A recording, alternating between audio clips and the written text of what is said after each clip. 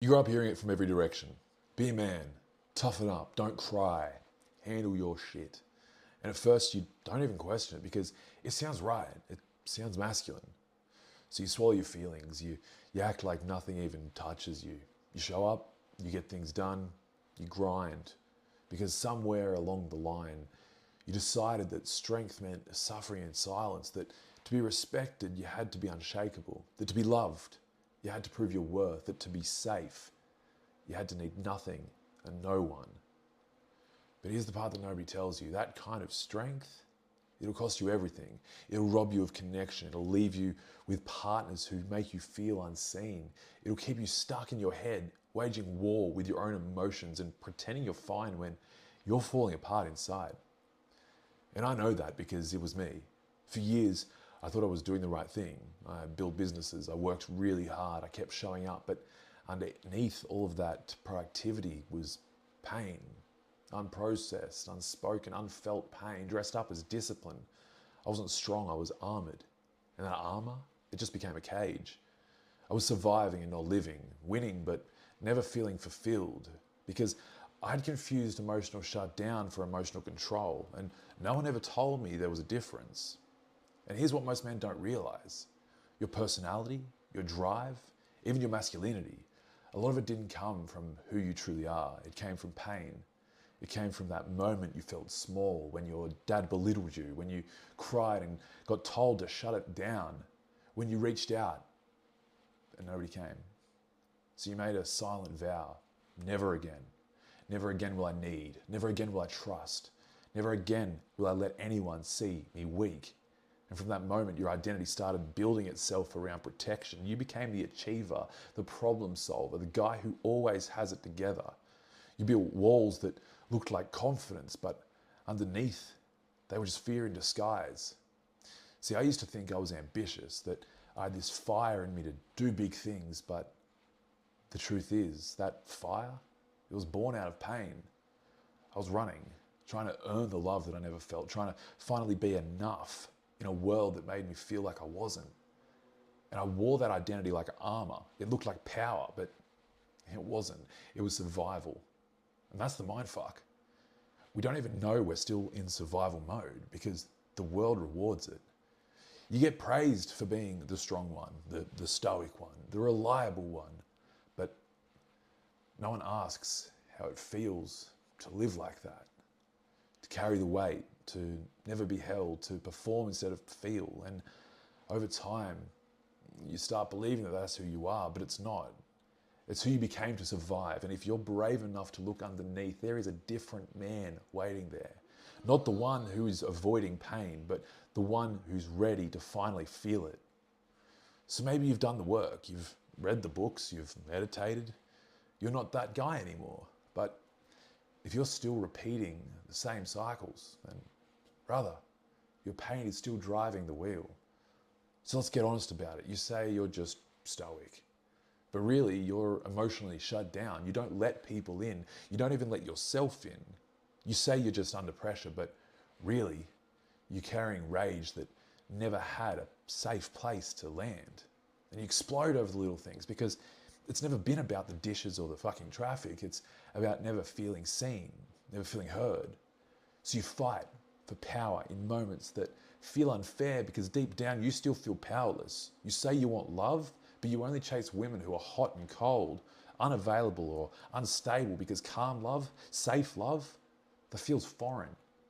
You grew up with inconsistency, so now peace feels boring. Chaos feels like chemistry. You work hard, you provide, you handle your shit. But ask yourself this, can you stop? Can you be still without feeling like you're falling behind? Can you rest without guilt? Or does slowing down still feel dangerous, like the whole house will fall apart if you let it go for 1 second? Because that right there, that's not you being driven.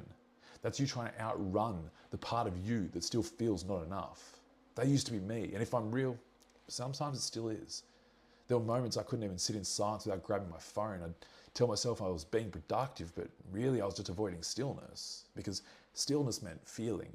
And I didn't want to feel the emptiness underneath all my effort. But the longer I avoided it, the fucking louder it got until one day I I couldn't distract myself anymore. And if you're watching this, then chances are you're there too. We've been lied to. Somewhere along the line, we were taught that the strongest men are the ones who feel the least, that to lead you need to suppress, that to protect you need to harden. But that's not strength. That's avoidance. True strength, real, embodied, masculine strength, isn't about how much you can carry while pretending you're fine. It's about how honest you can be while still standing tall. Can you feel the grief and not collapse? Can you let anger rise without letting it control you? Can you open your heart even when your body screams to shut it down? Because that's the real test. Most men think leadership is about control, but leadership, real leadership, that's about presence. It's knowing who you are in the storm. It's holding space for others because you've done the work to hold space for yourself. It's not pretending to be fearless. It's walking forward anyway. And I'll be honest with you. There was a time when I thought that being a man meant being invincible, never cracking, never breaking, always having the answers. But that version of me was fragile as fuck, because the moment that something cracked the surface, I'd spiral, I'd lash out, shut down or disappear, because my whole identity was built on not feeling. And that's a house built on sand. Now, I still feel fear. I still doubt, but I let it move through me, because I've learned that the man who can feel fully and still choose grounded action, that's a man you can trust. That's a man who can lead. That's a man who can love. So no, you don't have to tough it out alone. You don't have to numb yourself to be masculine. You just have to stop running from what is real. So what now? What do you do when you realize the man you've been isn't actually who you are, but who you had to become to survive? You start by getting honest, real honest, not with the world, but with yourself. You stop pretending you're fine. You stop explaining away your anger, your burnout, your detachment. And you ask yourself the question that most men never dare to ask. What part of me is still hurting? Because your patterns, they're just signals. That overworking, that rage, that emotional numbness, they're just messengers telling you there's still a boy inside carrying weight he was never meant to carry. You want change? Stop trying to fix the behavior. Go to the belief that's underneath it. Ask yourself, what was I trying to protect myself from when I started doing this? What emotion do I still feeling? What truth have I been avoiding because I thought that it would break me?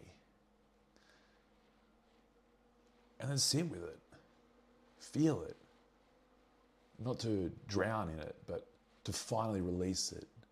Use your body. Breathe into the tightness. Move the energy that's been stuck for fucking decades. Get around other men who've done the work, who will see you without fixing you, who can hold your fire without flinching.